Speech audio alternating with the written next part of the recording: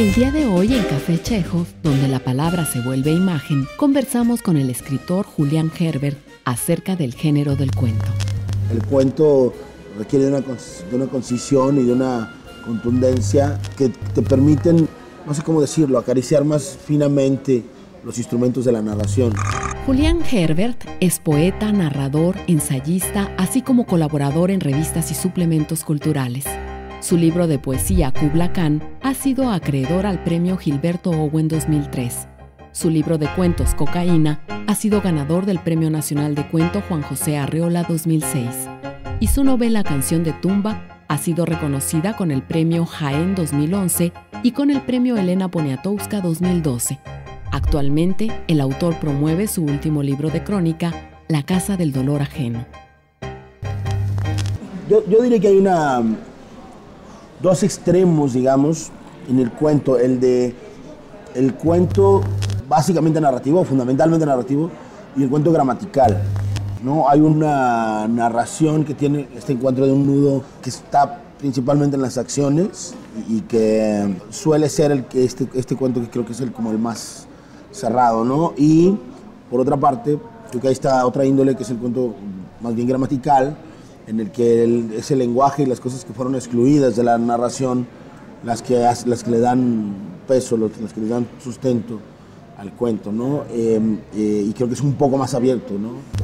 Y bueno, hay una larga extensión, digamos, hay unos cuentos mucho más gramaticales y otros mucho más puramente narrativos, digamos.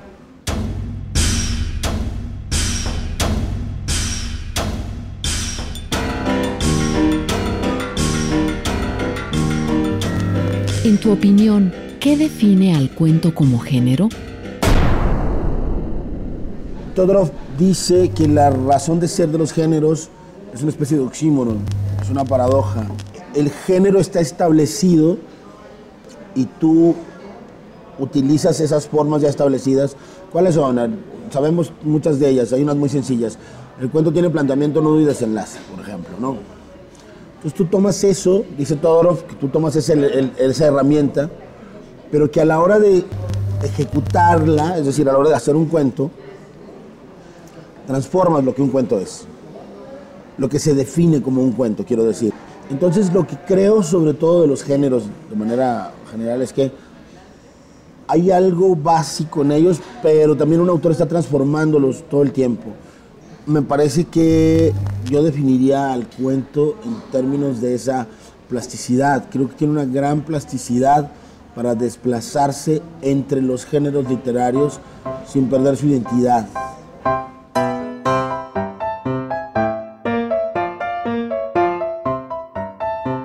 ¿Cuál sería el primer cuento que te gustaría recomendarnos? El primer cuento que me gustaría recomendar no es un cuento, estrictamente hablando, y es uno de los mejores cuentos de la literatura mexicana. Es La Fiesta de las Balas de Martín Luis Guzmán. Yo creo que la prosa de Martín Luis Guzmán podría ser un cierto origen de algo que yo he descrito como prosa de overol, una prosa más hierática que se cierra sobre las frases, no necesariamente sobre el relato, sino sobre las frases. Muy musical, pero también muy contenida y seca, ¿no? Es una música más bien percutiva, seca, escrita de una estilística, una habilidad gramatical.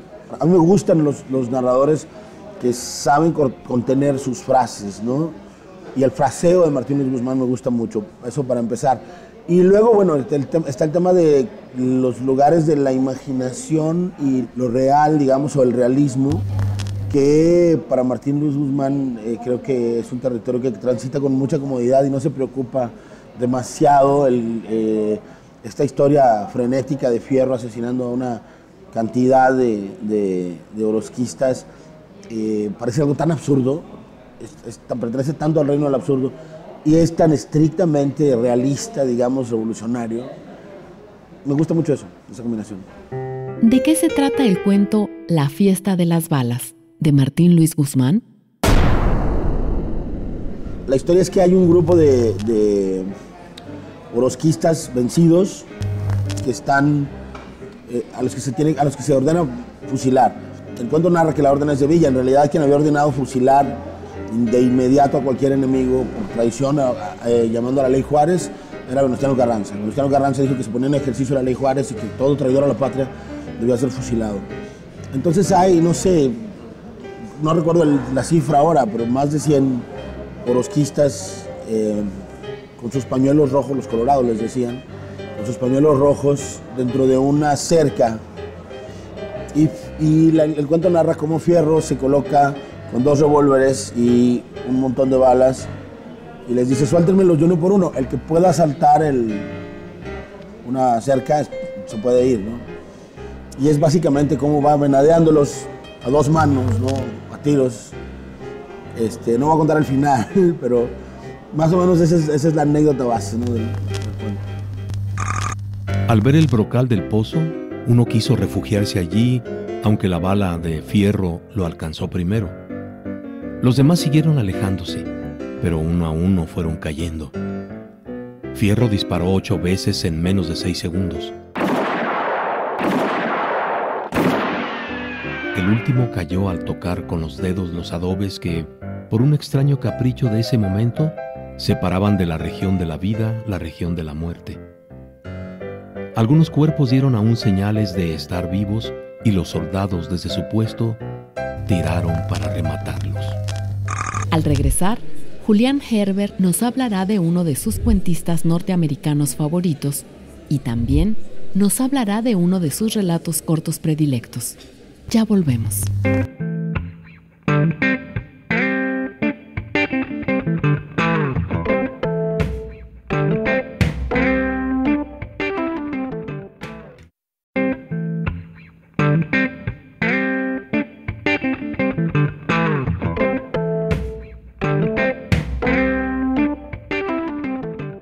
La prosa de Julián Herbert es una escritura áspera y hermosa al mismo tiempo, una épica sin héroes que hace añicos el tejado de vidrio de la hipocresía.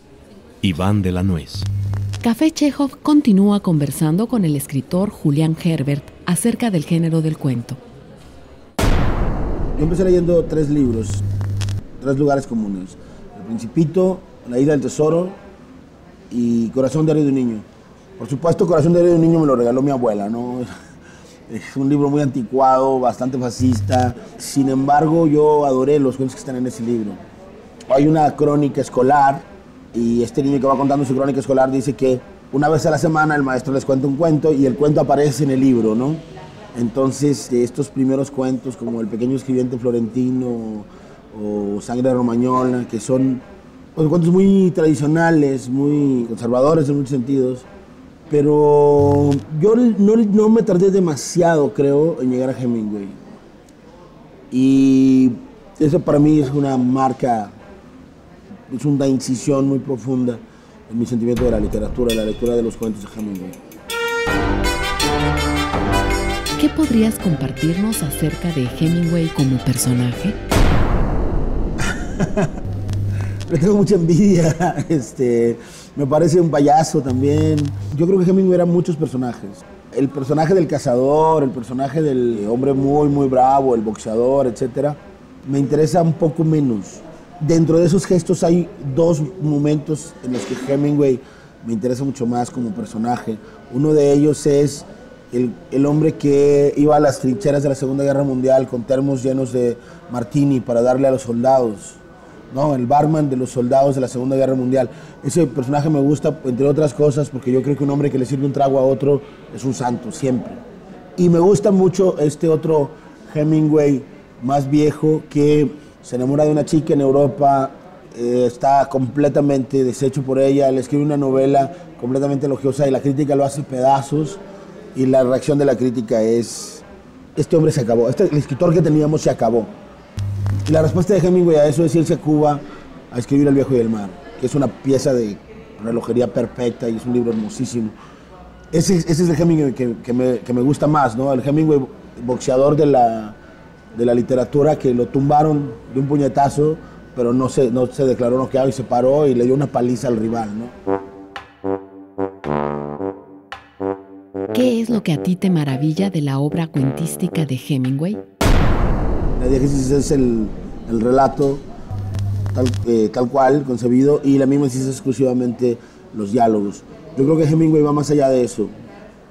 Hemingway es capaz de crear formas de la mímesis en el sentido más antiguo, quizá, de la palabra, construyendo personajes que gestualmente tienen mucho poder. En Los Asesinos, por ejemplo, este momento en el que el boxeador, que está básicamente, como dice la canción, está muerto pero no le han avisado, hay un momento en el que gira sobre la cama y mira hacia la pared, y ese gesto es un momento de una profunda quebradura, de desesperanza absoluta del personaje. Y Hemingway no tiene que poner un solo adjetivo, ha construido una situación tan perfectamente que en ese momento sientes cómo se quiebra el espíritu de ese hombre, ¿no? Y me pasa algo semejante con otro cuento del que quiero hablar, que es mi cuento emblema, es el cuento con el que yo vivo, es el cuento que yo me llevaría a la más diminuta de las islas, es Colinas como elefantes blancos, ¿no? Un simple diálogo de dos personajes en una ruta en España, hablando de algo que es indecible para ellos y que es, otra vez, un asomo al abismo, un asomo a la destrucción absoluta del amor de una pareja en el momento en que están ordenando una cerveza, ¿no? Parece que no pasa nada. ¿Qué te gustaría agregar acerca del cuento Colinas como elefantes blancos?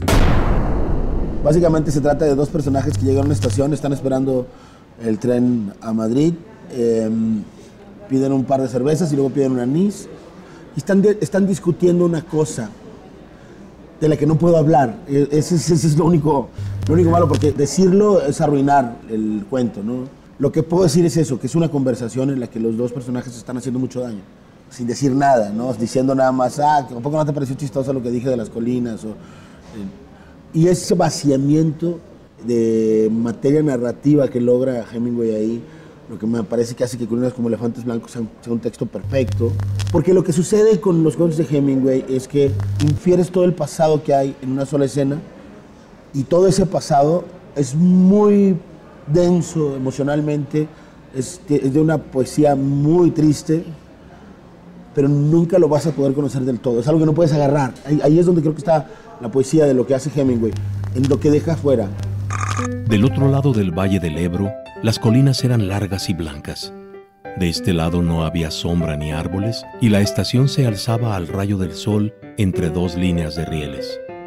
Junto a la pared de la estación caía la sombra tibia del edificio, y una cortina de cuentas de bambú colgaba en el vano de la puerta del bar para que no entraran las moscas.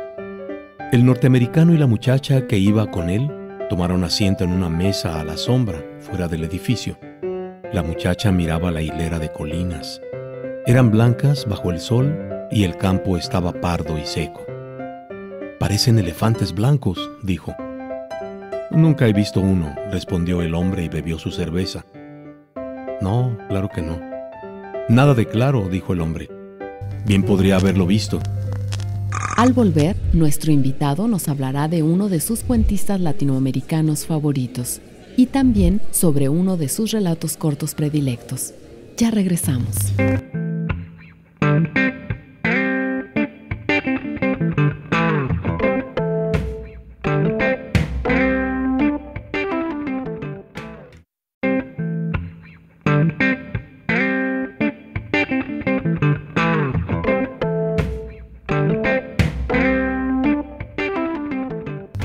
Herbert golpea de entrada, en la segunda página, como para ir acostumbrando al lector a la seguidilla demoledora y visceral que le propinará en las siguientes 200 páginas. Matías Capelli. Café Chekhov conversa con el escritor Julián Herbert acerca del panorama actual del cuento en México. Tengo que confesar que últimamente no leo tantos cuentos recientes, he leído algunos, he estado más enfocado leyendo crónica contemporánea que cuento contemporáneo. Entonces, podría decirte que me interesa mucho, por supuesto, la obra de alguien que ya no es un escritor joven, sino que es el presente dominante, digamos, de la narrativa mexicana, que es Eduardo Antonio Parra, un narrador muy poderoso también, con una capacidad para darle densidad al lenguaje y a sus personajes, ¿no? Darles peso a sus personajes. Me interesan algunas de las cosas que hacen escritores de literatura fantástica como Alberto Chimal o algunas cosas hay algunos de los cuentos fantásticos, otros realistas de Luis Jorge Buni. Pero siento que predominan en autores que me gustan mucho, que predominan formas fugadas, digamos, ¿no? Por ejemplo, alguien que empezó escribiendo cuentos muy buenos y está haciendo muy buena prosa que ya no sé qué es Gabriel Wolfson, ¿no? Un escritor al que yo admiro mucho, lo admiro cada vez más y lo entiendo cada vez menos. Un tipo que tiene ahí conexiones beckettianas muy profundas, que venía a hacer cuentos muy bien construidos y se fue deslizando hacia otro territorio, ¿no?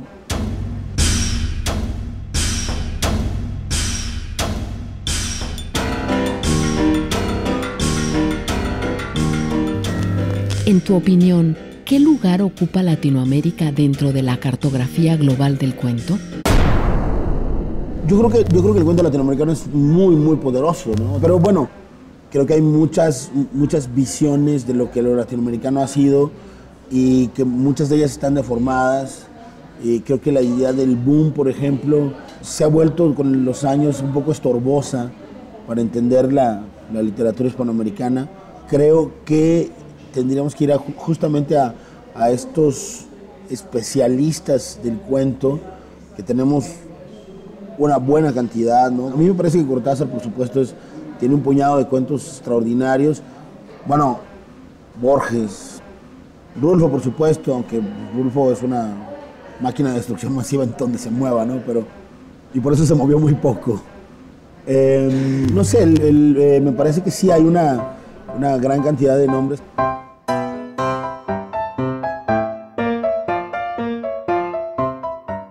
¿A qué haces referencia cuando mencionas a Rulfo como un arma de destrucción masiva?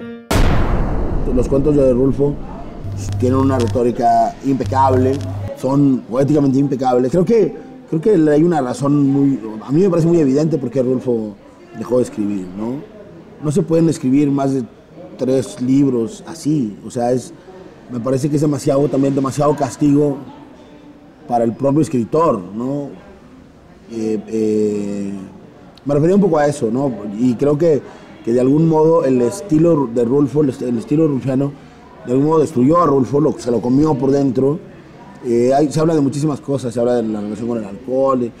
A mí me parece más significativo y menos y de menor especulación ver hay algo que está ahí, que es que la estilística de Rulfo es tan precisa, tan seca también, está tan cargada de significados, de símbolos, de personajes entrañables, de situaciones imposibles, que es un castigo pedirle más obra a un autor que está dispuesto a darse tanto en un par de libros, ¿no?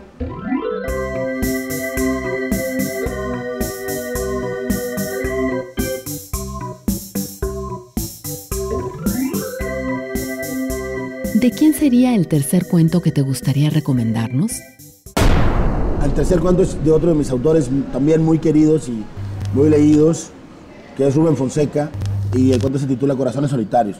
Corazones Solitarios es un cuento también de nada. Se trata de la historia de una redacción de una revista femenina, una revista hecha para mujeres, por puros hombres, y todos estos hombres utilizan un seudónimo femenino para hablar con las mujeres. Y es toda una discusión primero acerca de quién es el lector real de estos materiales, ¿no? ¿Quién realmente lee estos materiales, no? Y por ahí una de las teorías que manejan desde una perspectiva comercial es que quien lee estas revistas escritas para mujeres de clase C, digamos, quien realmente las lee son los hombres de clase B, digamos, ¿no? Entonces hay un juego de travestismo y juego de espejos travestis muy bonito en esta idea de hombres que fingen ser mujeres para escribir una revista para mujeres que en realidad leen los hombres. Solo ese desplazamiento de narrativo me parece genial. Pero además es un cuento de cuentos porque adentro de él las cartas que se van escribiendo son a su vez pequeños cuentitos que va desarrollando esta voz narrativa. Es un cuento sumamente divertido, con un grado de tristeza muy seco también al final. Y ahí a mí lo que más me late de ese cuento es el virtuosismo de Fonseca, ¿no? Yo trabajaba en un diario popular como reportero de casos policíacos, pero hace mucho tiempo que no ocurría en la ciudad un crimen interesante. Algo que envolviera a una rica y linda joven de la sociedad, o muertes, desapariciones, corrupción, mentiras, sexo, ambición, dinero, violencia, escándalo. Crímenes así ni en Roma, París o Nueva York, decía el editor del diario. Estamos en un mal momento, pero dentro de poco cambiará. Todo está podrido, a punto, es cosa de esperar. Pero antes de que estallara me corrieron. Solamente hay pequeño comerciante matando socio, pequeño bandido matando a pequeño comerciante, policía matando a pequeño bandido. Cosas pequeñas, le dije a Osvaldo Pezaña, editor jefe y propietario del diario Mujer. En nuestra próxima emisión charlaremos con la escritora chilena Andrea Jeftanovich acerca de su perspectiva sobre el género del cuento y también sobre algunos de sus relatos cortos favoritos. Hasta entonces. Me parece que la novela o el cuento, la literatura, es un espacio privilegiado para mostrar nuestras zonas oscuras, nuestras zonas luminosas, para mostrar nuestras preguntas, nuestros cuestionamientos, nuestras ambivalencias. Y en esas ambivalencias muchas veces lo difícil que es tomar decisiones o definir lo que está bien o lo que está mal. El cuento tiene que tener algo urgente.